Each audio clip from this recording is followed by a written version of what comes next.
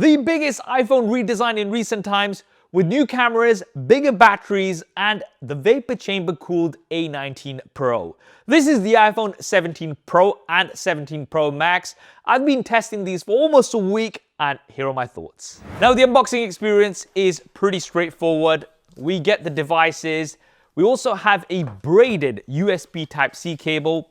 There is a SIM card tool for those of you who are outside of the US. If your region has eSIM only, then you will not have a SIM card tool. And then some paperwork. And here they are. I've got the cosmic orange on the iPhone 17 Pro Max and the deep blue on the iPhone 17 Pro. Now, there is also a silver color version available. Now, it seems like people really can't decide which one to go for. For me, the silver is the most boring, and I don't really like the white back plate on it with the silver. It just doesn't appeal to me.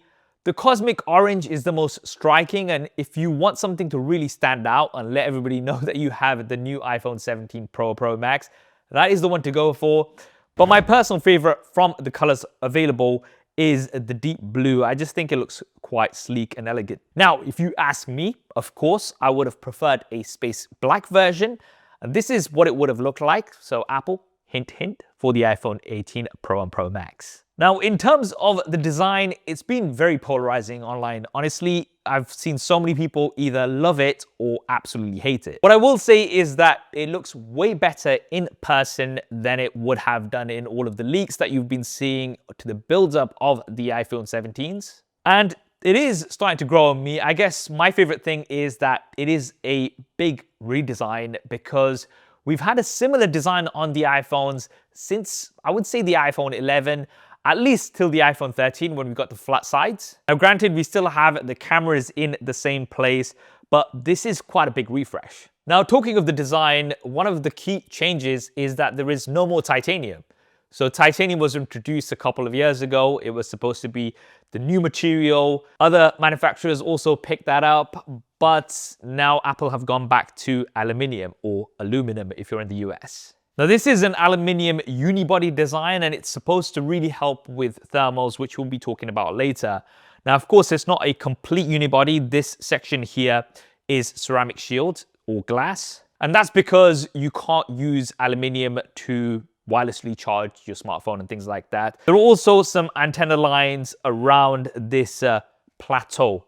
That's what Apple call it, this large camera module section. But they're all very well hidden, I would say. Now, at the front, we have Ceramic Shield 2, which is supposed to be 3 times more scratch resistant compared to the previous generation. Now, I am not somebody who does scratch tests or drop tests. There is a guy that I know who does this really well, and I'm sure he's going to be doing that very soon. So you can check out Zach's video. Now, size-wise, these are relatively the same compared to the iPhone 16 Pro and 16 Pro Max, just slightly bigger. So you can see here that we've got the iPhone 16 Pro Max.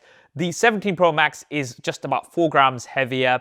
It's about 0.5 of a millimeter thicker, and it's ever so slightly taller and wider. But using these day to day, honestly speaking, you're not really gonna notice a size difference. One advantage I would say that we do have on the iPhone 17 Pro and Pro Max is that the edges are a little bit more curved compared to the flat sides that we have on the iPhone 16 Pro Max. So it is a little bit more comfortable to hold. Yeah, that does feel quite smooth, definitely. They're both rated IP68 for water and dust resistance, so that's a maximum of 30 minutes at a depth of 6 meters, which is more than what you have on the competition. There's still the action button as well as the camera control button, which Apple didn't really talk about much in this keynote. Now, with the camera control button, I was pretty optimistic about it when it was announced on the iPhone 16s, but realistically speaking, over the past year, I have barely used it. Maybe just to launch the camera, and I think that has been the general consensus across the board, which is why there hasn't really been much talk about it. Now, the displays have remained relatively the same. So we have Super Retina XDR displays, small bezels, we've got the dynamic island, 120 Hz for ProMotion, and this year as well, the base iPhone 17 also has 120 Hz, a Pro feature, finally. But anyway, back to the pros. They are now brighter, so they can get up to 3000 nits of peak brightness when using these outdoors. And this is something that I've definitely noticed when testing these outside. We also have an anti-reflective coating. Now, this is something that is noticeable, but it's not as significant as what we've got on, say, the Samsung Galaxy S25 Ultra in my experience so far. But I will be doing a detailed side-by-side comparison of the iPhone 17 Pro Max versus the Samsung Galaxy S25 Ultra SuperSaf style. So if you want to see exactly how much difference there is, then be sure to subscribe and hit that bell icon. And I'm also working on the SuperSaf style camera comparison of the iPhone 17 Pro Max versus the Samsung Galaxy S25 Ultra. You're going to want to stay tuned for that. And on the topic of cameras, we do have some very meaningful updates, in particular for the selfie cameras. So we have the same selfie camera on the iPhone 17, the iPhone Air, the iPhone 17 Pro, as well as the iPhone 17 Pro Max. This is a new 18 megapixel center stage camera. And honestly, this is something that I was not expecting, but it is amazing. Apple is now using a square sensor rather than a rectangular sensor. And that means that you can have center stage when you're doing video calls, but also you can take both portrait and landscape photos and videos without having to change positions when holding your iPhone. Now, this can detect if you've got more people and change automatically. I just prefer doing this myself manually. And by default, it will have more of a cropped in view at 12 megapixels, but then it can go wider at 18 megapixels. And the thinking behind this is when you're taking selfies, if you're taking one from the side, your arm's going to be in view. But then if you're taking it from the bottom, that's going to be cropped out. So it's actually very clever and it works really well. This might just be my favorite new camera feature on the iPhones this year. And that's also because it gives you ultra stabilized video from the front-facing camera. You can see an example here on screen. Once again, I'm going to be comparing this to the S25 Ultra so you can see really how well it performs. Now, we do have dual capture, and this is where you can use the selfie camera as well as the rear-facing camera together. A lot of people seem to be quite excited about this. Me, not so much, because we've seen this feature on many of the smartphones for many years. And there are also other apps where you could do this from before anyway. But hey, if you're somebody who wants to have, say, your reaction when you're recording something, you can swipe this around and drag it to either one of the corners.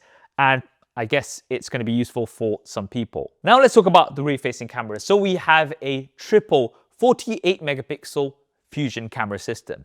Now, as far as I can see, the primary camera as well as the ultra-wide camera hardware remains the same, but we have a brand new telephoto camera, which now has 4 times optical zoom instead of 5 times optical zoom, but it has a 56% larger sensor size, which means you can get up to 40 times digital zoom, up from 25 times. And it can also give you around 8 times optical zoom quality. Now, as expected, the iPhone 17 Pros have amazing cameras. We've got lots of detail, great dynamic range, excellent low light photos and videos as well. But when it comes to the telephoto camera, one of the key things is we've got Fusion cameras, and that means that you can shoot at 24 megapixels even from the telephoto camera. So when you're taking portraits, they can be at 24 megapixels. And as you can see from the samples here, the iPhone 17 Pros take amazing portraits. Yes, we no longer have the 5 times optical zoom camera, but you can still take portraits at 5 times and they are at lossless quality. And the zoom has definitely improved, especially when it comes to around 8 to 10 times. Now, going all the way up to 40 times is questionable. I think others do a better job. And once again, I'm going to be comparing this in detail in that SuperSaf style camera comparison. You're probably going to get tired of me saying this, but make sure you subscribe and do hit that bell icon so you don't miss it. Should be coming tomorrow. Now, performance. So we do have the new A19 Pro chip. And this is supposed to give you around a 20% improvement compared to the A18 Pro. The A18 Pro, I mean, it was one of the best chips of the past year, and it's still amazing on my iPhone 16 Pro Max. It's still gonna last you a long while if you are on one of the older iPhones. I guess the key thing on the iPhone 17 Pro and Pro Max is the fact that we have vapor chamber cooling for the first time on an iPhone. Now, this is supposed to give you around 40% higher sustained performance.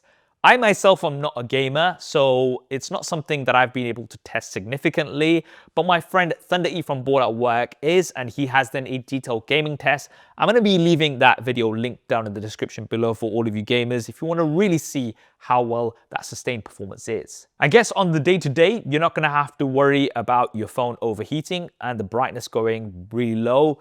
That's not something I've been able to try here because it's actually starting to get quite cold here in the UK. And in the day-to-day, honestly speaking, you're not going to notice a huge difference between, say, the iPhone 16 Pro Max and the iPhone 17 Pro Max.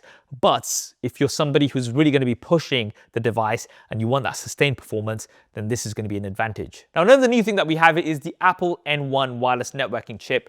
This brings Wi-Fi 7 as well as Bluetooth 6. But the key thing is, because it's made by Apple, it's a lot more efficient. And that brings me on to the batteries. So although we don't know the physical size of the batteries as yet, somebody will be posting that very, very soon. We do know that the batteries are larger compared to what we had last year. And because of the more efficient chips, we also have better battery life on the new iPhones compared to what we had last year too.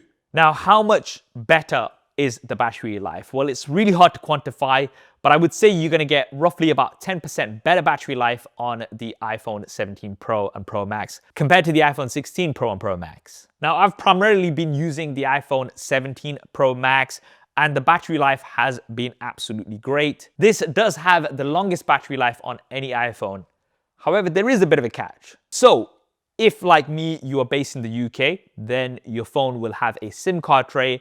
And that means you're going to get a slightly smaller battery compared to our friends across the pond in the US who have eSIM only. Now, according to Apple, this is just about 2 hours more in terms of video playback. So not significant, but not insignificant either. I think this is really Apple's way of trying to push people towards having eSIM only versions. I mean, we've seen with the iPhone Air, that is eSIM only worldwide, but it looks like Apple is definitely going to be heading the way of eSIMs, and hey, they can justify it now because you're going to get a bigger battery. The one thing to keep in mind is that there isn't a choice of which iPhone you can buy. You can't buy an iPhone with an eSIM or an iPhone with a physical SIM.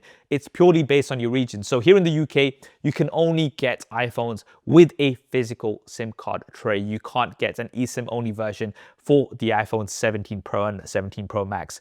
That is only for the iPhone Air, which is worldwide. And in the same way, if you are in a region which is eSIM only like the US, you can't just go out and buy an iPhone in your region that has a SIM card tray. That's just not going to happen. You're going to have to import it in and things like that, which can be a little bit of a long process. But anyway, charging has also been improved. You can get around a 50% charge in 20 minutes with a 40-watt adapter or higher. And we do have up to 25 watts of charging with Qi 2 wireless and MagSafe. So with a 30-watt adapter and a compatible MagSafe charging puck, you will be able to get higher speeds, and that's going to give you around a 50% charge in 30 minutes. For me personally, because the iPhone 17 Pro Max's battery life has been so good, I don't really have to worry about topping up during the day. I can just use it throughout the day and just leave it on my wireless charger overnight. Now for the software, these will come out of the box with iOS 26. I'm actually quite liking the liquid glass interface as I'm getting more used to it. My personal favorite thing about iOS 26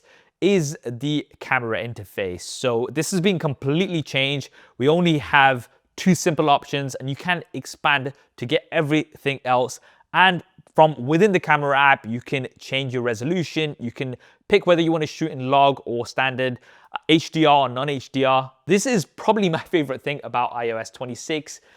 Apple Intelligence, Apple Intelligence is what it is. There was barely any mention of it during the Apple keynote, so I think the focus was really on the hardware on here. But yes, we do have Apple Intelligence, and we have had a bit of a mix-up when it comes to storage. So the iPhone 17 Pro now starts with 256 gigabytes, and it goes all the way up to 1 terabyte. The iPhone 17 Pro Max now goes all the way up to 2 terabytes. Now that is a lot of storage, and it's probably not going to be for everybody, considering that I'm very much getting close to 1 terabyte on my iPhone 16 Pro Max. The iPhone 17 Pro Max with 2 terabytes is probably something that's designed specifically for me. And finally, pricing. So the iPhone 17 Pro and Pro Max do start at the same price as the iPhone 16 Pro and 16 Pro Max started at last year. Now, there is a little bit of an asterisk to that. So the iPhone 17 Pro actually starts at £1,100 or $1,100, which is £100 or $100 more compared to what the iPhone 16 Pro started at last year. But that's not comparing the like-for-like model because the iPhone 16 Pro started with 128 gigabytes. If we compare the equivalent 256 gigabyte version of the iPhone 16 Pro to the iPhone 17 Pro, then same starting price. The iPhone 17 Pro Max starts as it did last year at £1,200 or $1,200, and it goes up all the way to £2,000 or $2,000 if you want that 2 terabyte model. Now, should you buy this or should you upgrade if you are on a previous version of an iPhone?